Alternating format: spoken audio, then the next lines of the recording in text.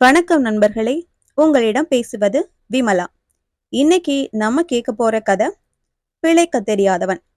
இதுவரைக்கும் இந்த சேனலை நீங்க சப்ஸ்கிரைப் பண்ணல அப்படின்னா மறக்காம சப்ஸ்கிரைப் பண்ணுங்க. பக்கத்துல இருக்கிற பெல் ஐக்கானையும் கிளிக் பண்ணுங்க. வாங்க கதைக்குள்ள போகலாம்.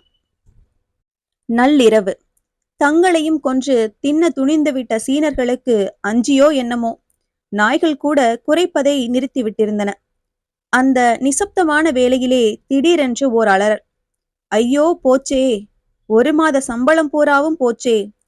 கேட்போரின் நெஞ்சை பிளக்கும் ஏழை தொழிலாளி ஒருவனின் இந்த அலறல் மாடி அறையில் உட்கார்ந்து அடுத்தாற்போல் மந்திரி பதவியை அடைவதற்கான வழிவகைகளை பற்றி தீவிரமாக யோசிக்கொண்டிருந்த தியாகி தீனதயாளரின் காதில் விழுந்தது. ஆம், அவர் இப்போது எம்எல்ஏ, அதாவது மதிப்பிற்குரிய மக்கள் பிரதிநிதி. கத்தாதே, இதோ பார், கத்தி குத்தி விடுவேன். வழிப்பறிக்காரனின் மிரட்டல் இது. இந்த மிரட்டலை தொடர்ந்து என்ன கனவு கண்டாலோ என்னமோ, ஐயோ என்னை குத்துகிறானே என்று அலறி எழுந்தால் அவருக்கு பக்கத்தில் படுத்து தூங்கிக் கொண்டிருந்த அவருடைய மனைவி திலகம். உன்னை யாரும் குத்தவில்லை, தெருவில் யாரோ குத்துகிறார்கள், நீ தூங்கு என்று சொல்லிக்கொண்டே சென்று மின் விசிறியின் சுவிட்சை போட்டார் தீனதயாளர். ரொம்ப அழகாய்த்தான் இருக்கிறது. யாரோ குத்துகிறார்களாம்.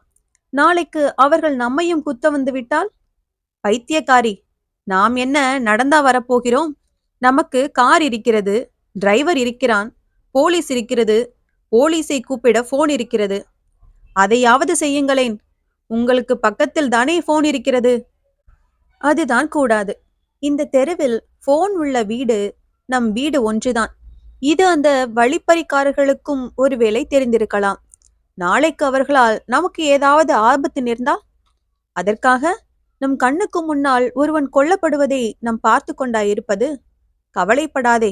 இப்பொழுதெல்லாம் குறைந்தபட்சம் ரூபாய் 2000க்கு ஒவ்வொரு தொழிலாளியின் உயிரும் இன்சூர் செய்யப்படுகிறது. எல்லாம் அந்த படுபாவியால் வந்த வினை.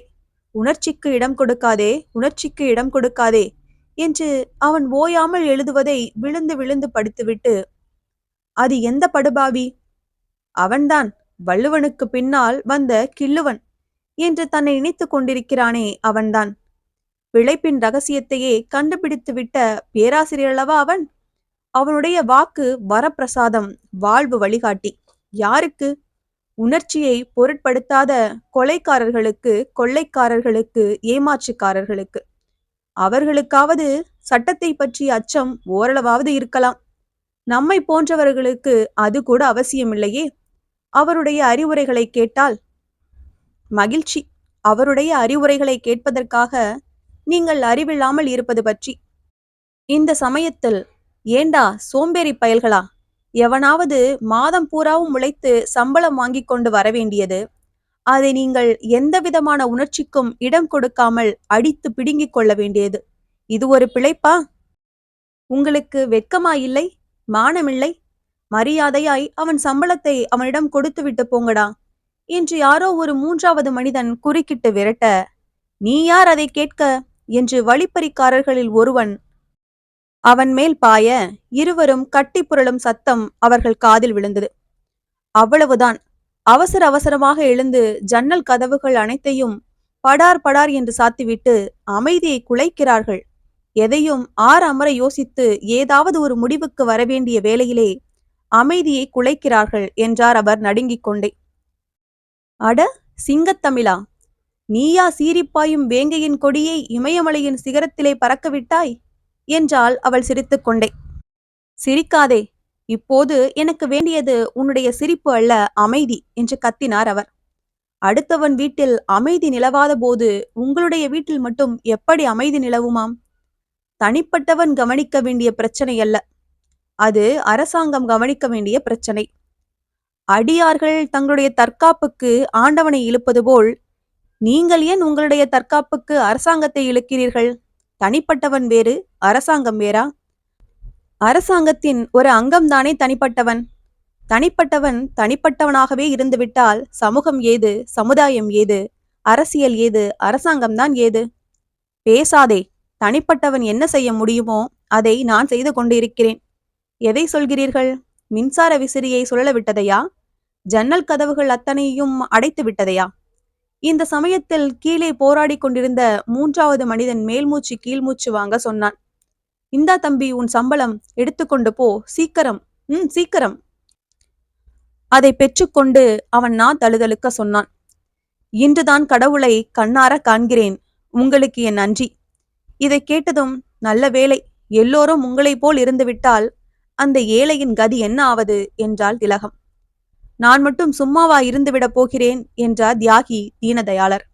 வேறு என்ன செய்ய போகிறீர்கள்? சட்டசபையில் கேள்வி கேட்பதை தவிர என்றாள் அவள். அதை இப்போது சொல்வானேன், நாளைக்கு பார் பத்திரிகையை என்றார் அவர். மறுநாள் காலை, ஆசிரியருக்கு கடிதங்கள் என்ற தலைப்பின் கீழ் வெளியிடுவதற்காக நகரவாசி என்ற புனைப்பெயரில் நாளுக்கு நாள் நகரில் பெருகி வரும் வழிப்பறி கொள்ளையை பற்றியும் அவற்றை தடுப்பதற்கு வேண்டிய நடவடிக்கைகளில் தீவிரமாக ஈடுபடாமல் இருக்கும் போலீசாரின் பொறுப்பற்ற தன்மைகளை பற்றியும் காரசாரமாக ஒரு கடிதம் எழுதி எடுத்துக்கொண்டு அதை தபாலில் சேர்ப்பதற்காக டிரைவரை தேடிக்கொண்டு கீழே இறங்கி வந்தார் தீனதயாளர். ஷெட்டில் கார் இருந்தது, டிரைவர் இல்லை. கோபாலா, கோபாலா, எத்தனை குரல் கொடுத்துதான் என்ன பயன்? காணோம். கோபாலனை காணவே காணோம். பொழுது விடிந்ததோ இல்லையோ, டீ குடிக்க போய்விட்டான் போலிருக்கிறது துரை என்று சொல்லிக்கொண்டே வெளியே வந்தார். வாசலில் அவர் கண்ட காட்சி, அட பாவி, அந்த மூன்றாவது மனிதன் நீதானா? கீரிச்சிட்டு கத்தினார் தீனதயாளர். இரத்த வெள்ளத்திலே மார்பில் பாய்ந்த கத்தியுடன் கீழே விழுந்து கிடக்கும் கோபாலனின் உயிரற்ற உடலை பார்த்து. ஆம், நானேதான் என்பது போலிருந்தது அந்த நிலையிலும் மலர்ந்திருந்த அவன் முகம். பிழைக்க தெரியாதவன், பிழைப்பின் ரகசியத்தை அறியாதவன் என்றார் அவர் பெருமூச்சுடன். ஏன், என்ன நடந்தது என்று கேட்டுக்கொண்டே வந்தார் இரும்பு பெர்மிட்டுக்காக அவருடன் இரண்டர கலந்து பேச வந்த இரும்பு வியாபாரி ஒருவர். நடந்ததை சொன்னார் தியாகி தீனதயாளர். கிடக்கிறான், விடுங்கள். இப்படி ஏதாவது செய்துவிட்டால் இவனுக்காக யாராவது வெண்கலை சிலை செய்து வைத்து விடுவார்களா என்ன? அப்படி ஏதாவது செய்து வைப்பதாயிருந்தால் தங்களை போன்ற தியாகி சிகரங்களுக்கல்லவா செய்து வைக்க வேண்டும் என்றார். அவர் வந்த அவசரத்தில் அவிழ்ந்து தொங்கிய தம் சிண்டை தட்டி முடிந்து கொண்டே. இந்த கதை உங்களுக்கு பிடிச்சிருந்ததுன்னா லைக் பண்ணுங்க, ஷேர் பண்ணுங்க, சேனலை மறக்காம சப்ஸ்கிரைப் பண்ணுங்க. அடுத்த கதையில சந்திக்கலாம்.